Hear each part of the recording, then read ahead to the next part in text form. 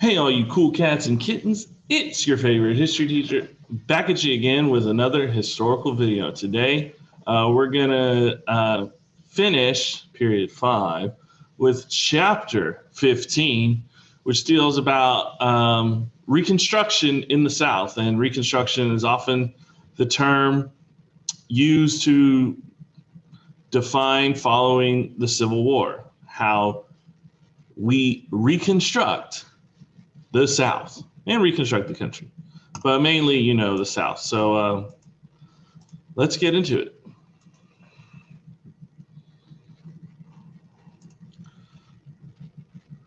So Reconstruction and the New South, that is today's lecture and what it's about. Bars.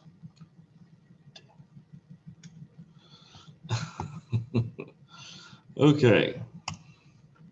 All right, so there's a problem of peacemaking because the South did lose. There are now questions about how should these Southern governments, how should these Southern states be readmitted? And should these leaders of these of this new country, the former Confederate States of America, should their leaders be punished? Because, after all, they were in active rebellion against the Union. So, but then it's like, well, we separated from each other. So that's the question. Should they be punished? So you have these group of radical Republicans. Remember, Republicans are the party of Lincoln, not the current Republican Party, okay? And radical Republicans are led by these two men, Thaddeus Stevens and Charles Sumner. If you remember, Charles Sumner was the one who was getting beaten up by Kane in the Houses of Congress for his disdain for slavery. So he's. I'm not saying he's got a vendetta against them, but doesn't like them. These radical Republicans are going to want harsh punishments for the South and their leaders. You have something passed in Congress called the Wade-Davis Bill 1864, and it would require a majority of males must pledge allegiance to the Union, abolish slavery in all state constitutions, and disenfranchise, take away the right to vote from Confederate leaders. However, that would be pocket vetoed by Lincoln. If you don't know what a pocket veto is, I suggest you look it up.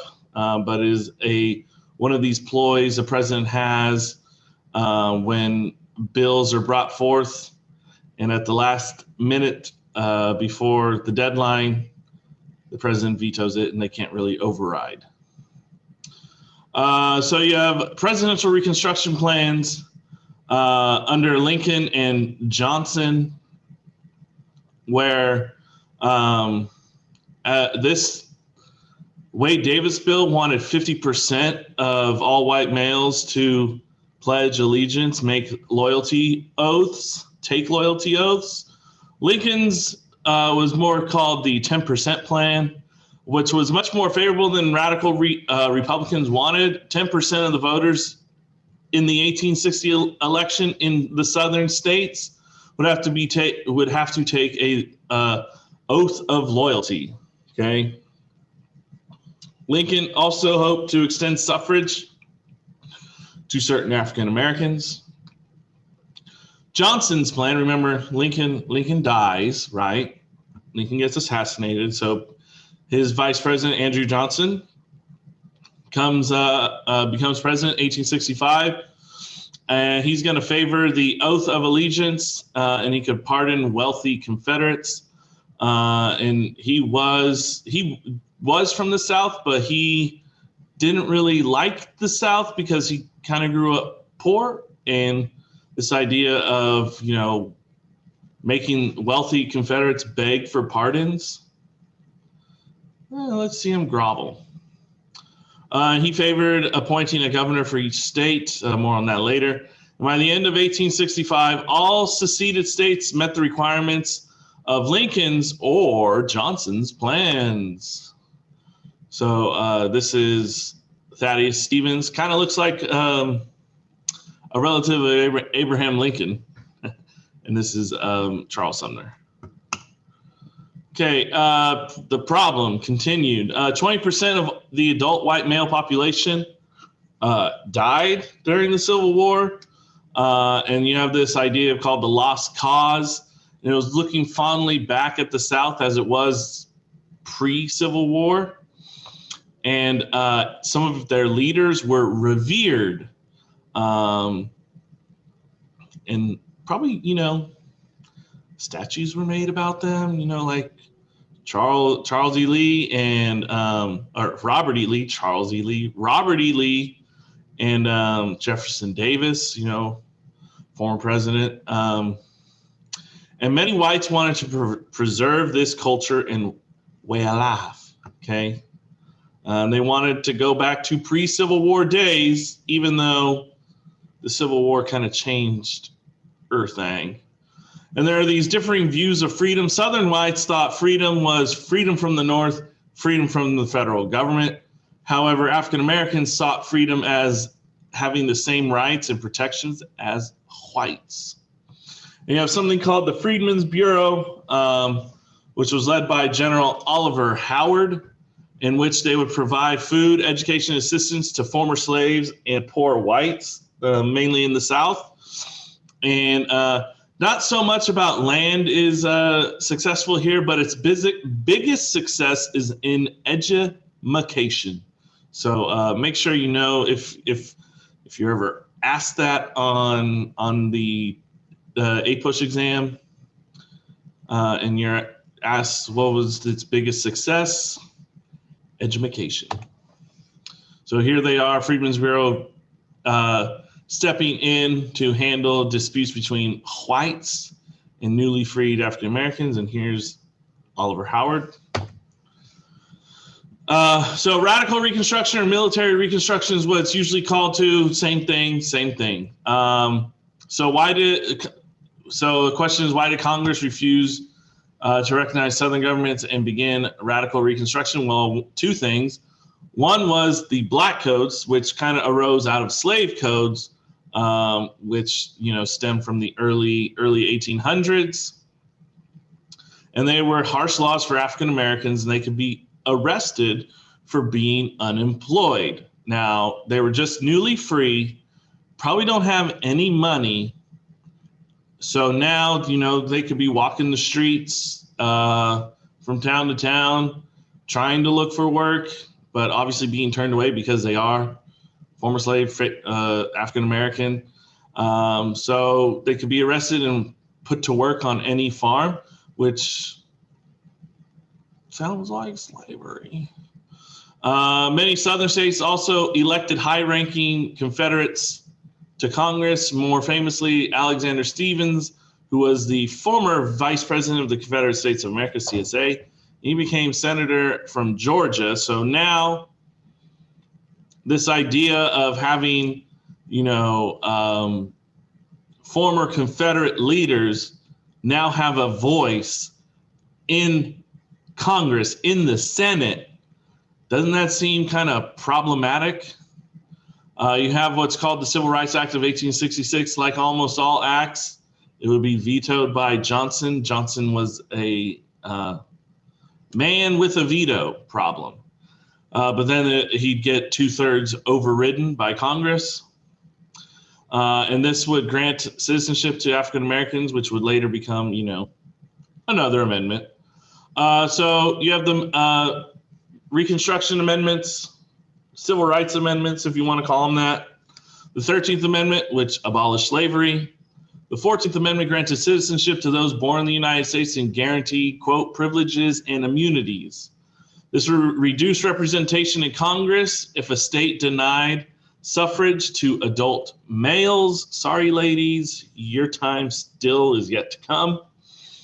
And the 14th Amendment said former Confederates could not hold office. So the senatorship for Alexander Stephens ends kind of quickly. That's Alexander Stevens. Okay, so radical Reconstruction continues. So congressional Reconstruction, Tennessee was the first state to be readmitted. And the rest of the South would be divided into 5 military districts where those governors would be appointed by Andrew Johnson. And then Congress must approve the state constitution. So if there was any state constitution that, kind of still marginalized African Americans, former slaves, they would, be sent back, and they'd have to fix it if they want to be readmitted in the Union. And still during this time, Virginia, Texas, and SSI, PPI, Mississippi would still not be readmitted during this time. So you have what's the 15th Amendment, where suffrage could not be denied on race, color, or previous condition of servitude. Later it'll be added for males. Sorry, again, ladies, your time is not yet here.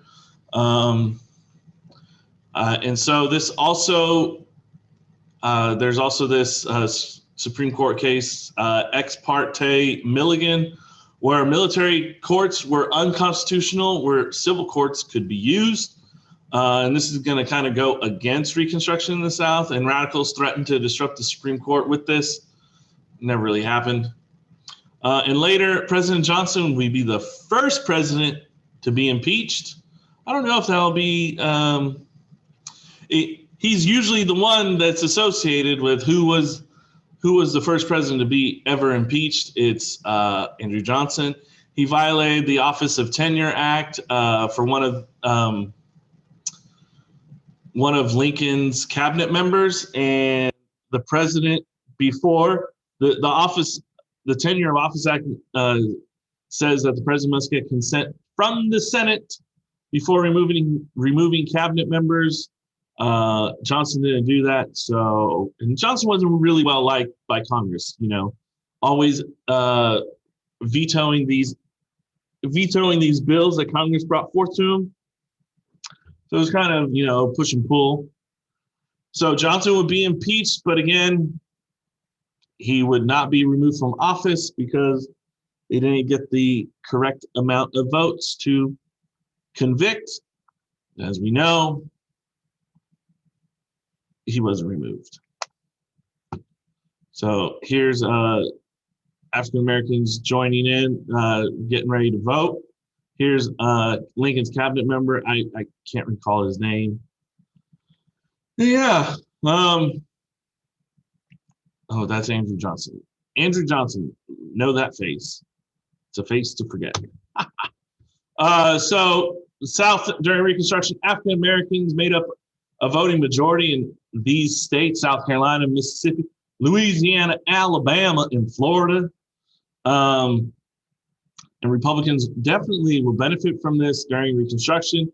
Key terms to know, gotta know, hands down, a scalawag and a carpetbagger. So scalawags are Southerners that favored Reconstruction more so for economic reasons, but they liked it. Okay, and then carpetbaggers are Northerners that moved south during Reconstruction, more like doctors, lawyers, teachers, trying to make that money during this time, because now more and more things are opening up for that require these job fields to go to. And carpetbaggers are kind of known because they packed up everything in their bags, which at the time were, uniquely made from some carpet material. Is what it is. African Americans in the South served as delegates to many state constitutions. 20 would become members of the House and 2 in the Senate. And again, education was seen as a highlight of Reconstruction, if not, the Civil Rights Acts, the Civil Rights Amendments. More so, obviously, in education, because as we've talked about from lecture to lecture, period to period, not that much education opportunities were available to even whites down in the South. Obviously, African Americans and former slaves couldn't get an education. And now education is on the rise. Okay, so by the mid 1870s, half of the white children and 40% of Black children went to school. And then in the South, they also began to create segregated schools, even before Plessy versus Ferguson. So here you got some women working in the South, and you have Carpetbagger, who's got his stuff, and he's coming south. As you know, it says Carpetbagger. Carpetbaggers are Northerners coming south. Southerners are the people who think, or Scalawags are Southerners who think Reconstruction is great. So another a quote to describe the Freedmen's Bureau was 40 acres and a mule, which, you know, was kind of their slogan to assist former slaves and African Americans. It didn't really happen. Not much land was given, but some African Americans did gain some land. And then you have this idea of sharecropping, which is kind of slavery, but not slavery, where obviously these former slaves need jobs, need money. So these whites are gonna rent out their land, and they will be paid in crops, and that's how it worked. So sounds a lot like return to slavery, sharecropping. Okay, and if a drought or poor farming season hit, tenants would be in trouble. And they have this crop lien system where they would receive credit from a local store that they more than likely rented from, so they get credit, but at unusually high rates, 50, 60%. And it's going to lead to debt for some borrowers. And African American women usually worked in domestic tasks, and 50% of them worked for money, and most were married at this time. So the Grant administration, the guy on the $100 bill, was he on the 50? Ben Franklin's on the 100. Grant's on the 50. And most of his administration, while he dealt with most of Reconstruction and Reconstruction issues, later on his legacy is going to be associated with scandal and corruption, and he's regularly going to use the spoil system, helping his friends out in low places and giving them government jobs even though they don't have the background to even do their job. The Republican Party split for the 1872 election over Grantism. When he will win re-election. He served 2 terms, 1869 to 1877, and he will try for the 3rd term later, and not going to work. But 2 big scandals associated with Grant's administration are the credit mobilier, where the Union Pacific Railroad, our railroad company, created bogus contracts to make that money, and members of Congress and even Grant's vice president accepted bribes to, again, profit from. And you can't do that as a government official. You just can't. And then also the whiskey ring, where government officials were creating false tax reports. You remember those excise taxes, the whiskey rebellion? Well, that's going to come back here, the tax on manufactured goods. And so the Secretary of War will accept bribes from these manufacturers. It's not good. And also the Panic of 1873 happens. And much like the Panic of 1837, this one will be even worse depression of the century to that point, because probably more. And remember what I talked about? And I mentioned that a panic usually happens because of over-speculation. Well, it began with over-speculating and over-investing in railroad companies. And debtors at this time will favor printing paper money, which would increase the money supply. It would lead to inflation, but inflation allows debtors an easier path to pay off debts, which kind of benefits the economy. And lenders and bankers obviously are going to be against it. So you have what's called the Specie Resumption Act, where new certificates will be based on gold, and they would eliminate greenbacks, paper money. And you have Seward's Folly or Seward's Folly. I say C word, you can say Seward, whatever. It's in 1867. It's not a part of the Grant administration, but it does happen.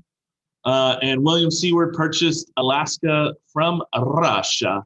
It was seen as a mistake by some because, you know, what the hell, Alaska is cold and everything. But later on, the fruits of that purchase would see the U.S. have an increase in large oil reserves in Alaska. So here's Seward's Folly. Here's the check he wrote. That's Grant in office. And that's I forget that guy. Beard man. Okay, so abandonment of Reconstruction. So this is kind of important because we got to know why Reconstruction ended. Reconstruction was doing so well. Yes, they did have some problems, but for the most part, it was on the right track. And then these corruption tactics and what else happens in the South, they just kind of abandoned it. So by 1877, Democrats redeemed the 7 states in the South. You have the 2 groups, the Red Shirts and the White League, which will force whites to join the Democratic Party. And they will monitor elections and, you know, kind of coerce whites to vote Democratic, not Republican. And then you have the immersion of the KKK, the Ku Klux Klan, which was the terrorist organization that was used to intimidate and prevent blacks from voting, as well as going after people who favored Reconstruction, who were anti, you know, they could be anti-slavery, anti-South, if they were pro-Reconstruction. So you have what's called the Enforcement Acts under Grant, which was a response to the KKK and all their doings in the South, where now the federal government can now prosecute criminals for federal law. And the president could now use the military to protect individual rights. But this panic will weaken the support for Reconstruction. Again, you mess with my money. Don't mess with my money, mess with your money. But when you mess with my money, there's going to be a problem. So here's a political cartoon. KKK, not just going after African Americans, but also going after carpetbaggers, because remember, carpetbaggers come from the North. Ohio is in his bag name, and the KKK just, they moved and they died. Here you have the White League and the KKK shaking hands and coming together. Worse than slavery. That's what it says. So you have what's called the Compromise of 1877. In the election of 1877, it was Hayes, Republican Party leader, and versus Tilden, the Democratic nominee. Tilden received 184 electoral votes to Hayes' 165. You needed 185 to win. And if you know, we don't have a President Tilden in our history. So 20 votes were in dispute, and eventually all 20 would be given to Hayes for the very reasons of Reconstruction ending. The military, who were largely used to protect African Americans, former slaves, to go out and vote, now are taken away. There's no military presence. And now Southern state government officials can do whatever they want. And many African Americans will feel betrayed by this. And the legacy of Reconstruction is kind of a failure, especially towards the end of the Grant administration, and especially with the compromise. And civil rights weren't really addressed. Yes, they were passed, but could they be enforced? There weren't, what do you call it? There weren't machines. There weren't protocols. There weren't protocols in order to protect civil rights. And that's kind of why it leads to, obviously, the civil rights movement almost 100 years later. But, bad times. Here's the electoral vote map of the 1876 election. So you have what's called the New South. The New South is created. 1878, all southern states have been redeemed by Democrats. Education now decreased, as one governor once said, one southern governor said, schools are not a necessity. He must have not went to school. Industrialization came slowly at first for the South. You have a guy named James Duke, who founded the American Tobacco Company. And railroads were going to increase drastically in the 1880s, especially in the South, because remember, during the Civil War, the South had hardly any. And they used the same gauge system as the North. So now all railroads could now travel on the same tracks. And many factories refused to hire. That's a typo. Hire African Americans. Those that did paid little, and they provided harsh jobs. Black colleges were also increased during this time. And yeah, James Duke, if you don't know, it was the famous, popular school in North Carolina, Duke University, named after that guy.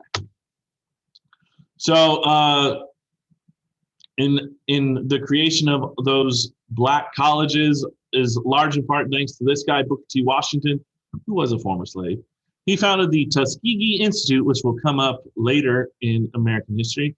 And he advocated for blacks to gain an education, especially in vocational training. So, which are learning skills like today, being a plumber, being an auto repair mechanic, stuff like that.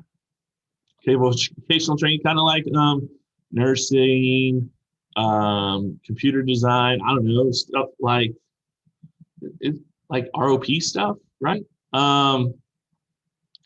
He believed African Americans should adopt standards of the white middle class, and economic gains should come before social gains. And you're going to have something called the Atlanta Compromise, where Booker T. Washington argued that African Americans would not challenge segregation if they had economic opportunities.